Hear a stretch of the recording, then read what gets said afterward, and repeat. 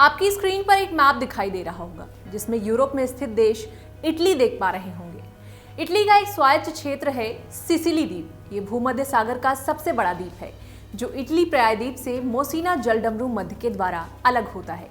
इस द्वीप पर स्थित है माउंट एटना, जहां यूरोप का सबसे सक्रिय ज्वालामुखी मौजूद है। नमस्कार, मैं निधि और आप देख रहे हैं ध्येय टीवी।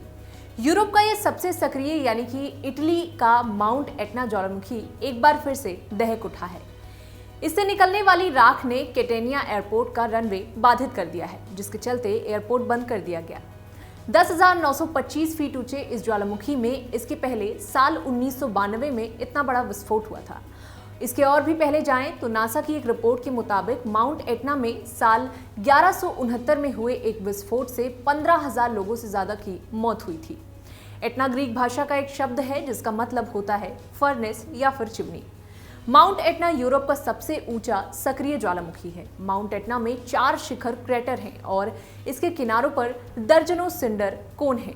ज्वालामुखी की सबसे हाईएस्ट ऊंचाई लगभग 10,900 फीट यानी कि 3,330 मीटर है।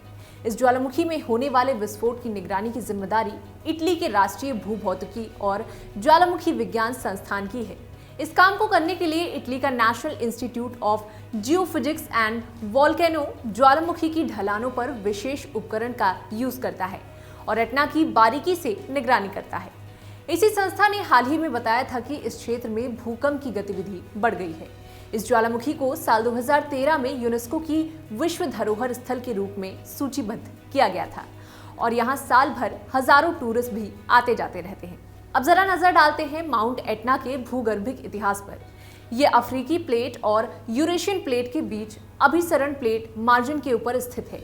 इस ज्वालामुखी में पहली बार विस्फोट करीब 5 लाख साल पहले हुआ था।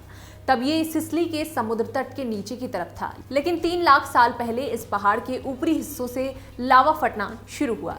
धीरे धीरे ये विस्फोट पहाड़ के ठीक ऊपर केंद्र में पहुंच गया। ये गतिविधि 1.70 लाख साल पहले हुई थी। एटना बोसाल्टिक कंपोजिट वाला ज्वालामुखी है, यानी ये बोसाल्टिक मैग्मा से बना होता है जो अन्य मैग्मा की तुलना में अधिक द्रव या तरल होता है।